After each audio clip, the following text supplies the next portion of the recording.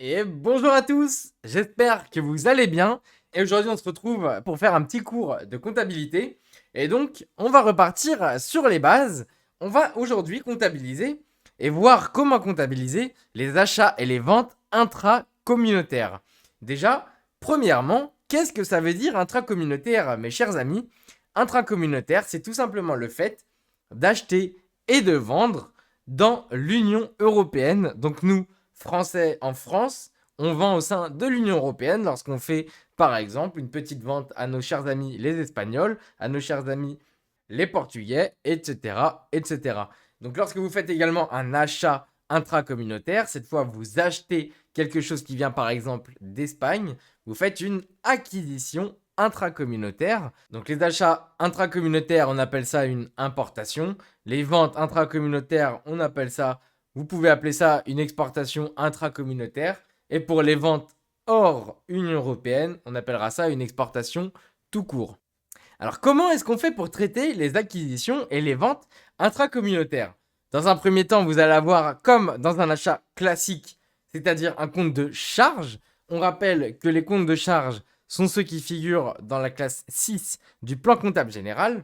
Vous faites par exemple un achat de marchandises, ça va être pour l'entreprise une dépense. Ce sera pour l'entreprise une charge qui augmente. Et maintenant, comme je le présente dans toutes mes vidéos, vous avez ce petit schéma de la logique comptable que vous devez connaître par cœur et vous ne devez surtout pas connaître les écritures comptables par cœur, c'est très important.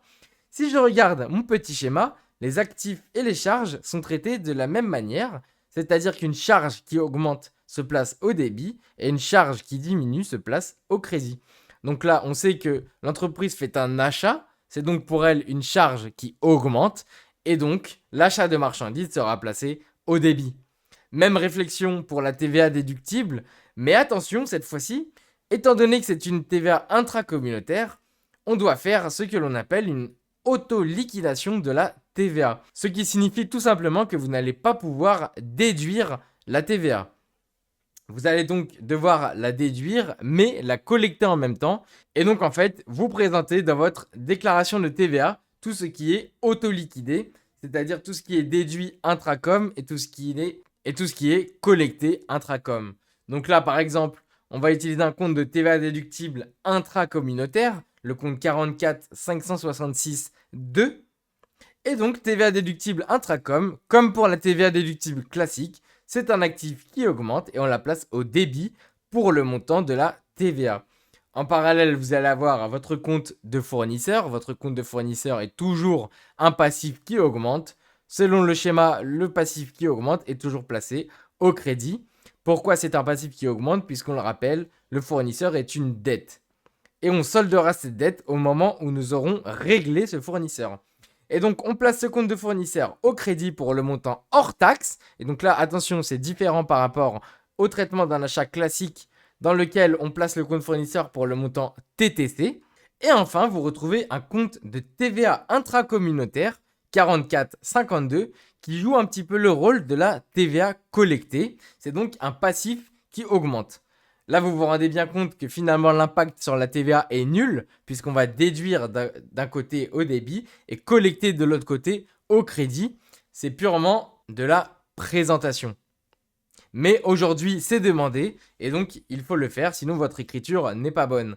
Bien sûr, vous clôturez votre bordereau comptable par le petit libellé, donc là en l'occurrence achat intracommunautaire facture numéro XXX, donc nous on n'a pas la date. Et donc là, ce qui va se passer du côté des vendeurs, c'est la même chose, sauf que étant donné que la TVA est auto-liquidée chez l'acheteur, et ben chez le vendeur, il n'y aura pas d'auto-liquidation à présenter et non plus pas de TVA collectée. On va donc directement avoir le compte client 411, c'est toujours un actif qui augmente et donc c'est placé au débit. Donc là, le compte client est placé au débit pour le montant hors taxe, très important, toujours pour le montant hors taxe. Et en contrepartie, vous allez avoir évidemment le compte de produit de votre vente, par exemple de vente de marchandises, qui sera placé au crédit. Voilà, et bien sûr, vous clôturez votre bordereau par vente intracommunautaire, facture numéro XXX, c'est-à-dire vous mettez le numéro qui est affiché sur votre exercice. Voilà pour ce qui est des achats intracommunautaires, en tout cas en théorie. Et donc, on va passer à un petit exemple pratique. Alors voilà, moi, je suis une entreprise. Et alors, soit j'achète des marchandises pour 1000 euros hors taxe à un client en Espagne. Et donc, soit je suis en Espagne et je vends des marchandises pour 1000 euros à un client en France. C'est la même chose. Vous le lisez comme vous voulez. Dans tous les cas, ici, il s'agit bien d'identifier que vous êtes dans une opération intra-communautaire. C'est ce qu'il faut absolument faire lorsque vous lisez un énoncé, ok? Là, on nous précise le taux de TVA est à 20% et le numéro de TVA intracommunautaire est fourni. Voilà comment ça va se passer pour notre écriture. Comme on l'a vu tout à l'heure, ici, c'est une vente de marchandises. Donc, en se positionnant chez l'acheteur, on va faire un achat de marchandises. C'est donc une charge qui augmente pour le montant hors taxe, donc pour 1000 euros. En parallèle, on nous a dit qu'on a une TVA à 20%.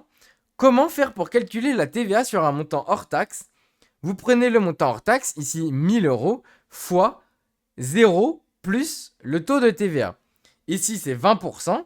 Et donc, 20%, ça veut dire 0,2. D'accord? 100% étant 1, 0,2 correspond bien à 20%. Vous faites donc tout simplement 1000 euros fois 0,2. Ce qui nous donne 200 euros. Et c'est le montant de la TVA qu'on appellera auto-liquidé, donc à placer dans le compte 44 566 2. La même chose du côté fournisseur, vous le mettez pour le montant hors taxe au crédit et ensuite vous avez votre TVA entre guillemets collectée, votre TVA intracommunautaire de 200 euros. C'est la même que celle que vous avez calculée au débit au préalable. Bien sûr, vous clôturez votre facture. Ici, on ne nous a pas donné de numéro de facture, donc vous êtes libre de choisir ce que vous voulez, juste un chat intracommunautaire par exemple. Du côté vendeur, c'est très intéressant. Et ben non, pas vraiment. C'est la même chose que ce qu'on a vu dans la théorie. Vous avez votre compte client qui va augmenter pour 1000 euros. Un compte client, c'est un compte d'actifs. Le client nous doit de l'argent et donc on le place au débit pour 1000 euros. En parallèle, nous, on va générer un chiffre d'affaires. On va faire plus de ventes. C'est donc un produit pour l'entreprise qui augmente. On augmente nos ventes. Et donc, si je regarde mon schéma, un produit qui augmente, c'est placé au crédit. Et donc, on le place ici au crédit pour le montant hors taxe. Voilà, donc très intéressant. Ce sont les mêmes écritures pour les extra-communautaires. C'est ce que je vous ai dit au début. Et donc, c'est pas mal si vous arrivez à maîtriser ça. Franchement, c'est pas très compliqué.